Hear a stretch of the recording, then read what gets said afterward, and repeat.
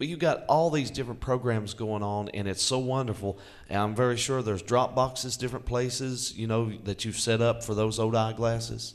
Well, we had one over at Walmart, and for some reason they couldn't do it anymore. Walmart and Lions International got paired up, but there isn't a drop box anywhere. But if you could get them to a Lions Club, a funeral home, we'll get the glasses somehow. Okay. And What is the number for the Lions Club? Like if somebody want to contact you, make a donation, get involved, whatever. Well, there isn't a homestead that the Lions have where we have somebody there that is paid, Okay. to sit there and just answer phones. Each Lion member, we have jobs too, and some of us are retired. Okay. So, we just don't have a phone number, but I put my phone number in because I'm the site conservation chairman. Okay.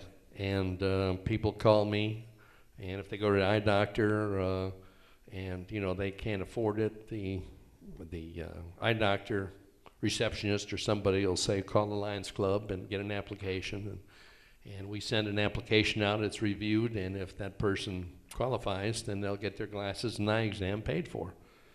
So that is one other thing. And you could send a request also to our Corbin Lions Club, P.O. Box 365, Corbin, Kentucky 40702. And, just put a request in there and we'll send one out to you. Or you can call me, 523-1129. That's my business number. Okay.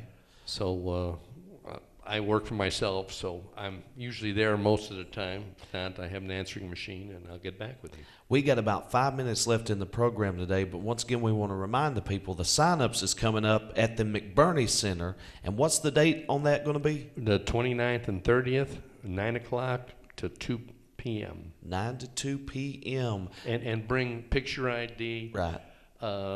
Proof of income, like if you get Social Security, food stamps, SSI, paycheck stub, and then your bills like cable, water, electric, rent, and bring that with a picture ID. You could bring your Social Security card and just show it to make sure that it matches you, and we go from there.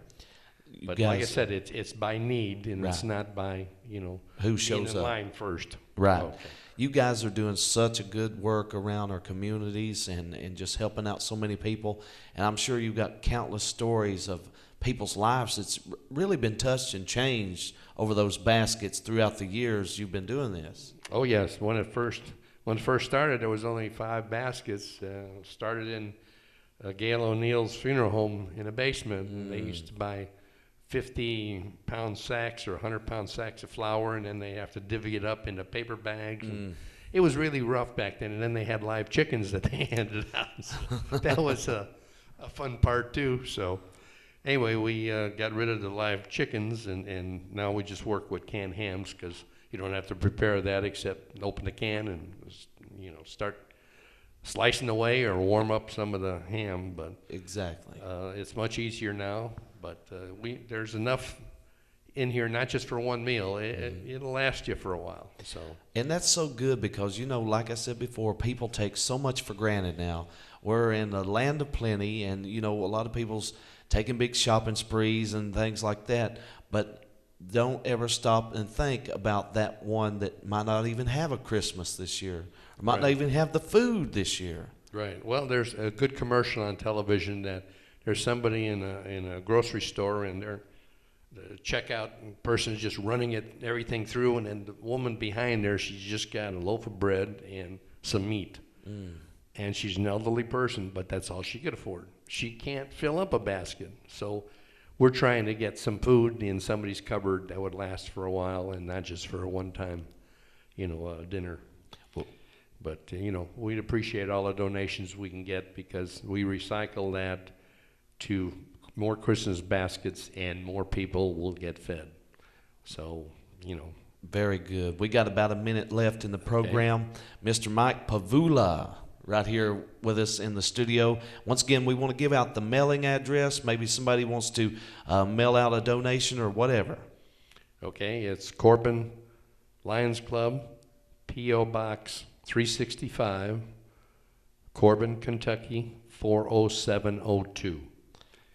And we appreciate that. And I guess we'll just do this another time. Maybe we'll talk about some other projects we do. Very good. I'm sorry we're running out of time for this session, but we're so thankful for everything the Corbin's Lions Club is doing, helping the community, reaching out to people, just numerous activities going on, and we're so thankful for that. And we need to get behind it and support it any way possible. And look within your heart.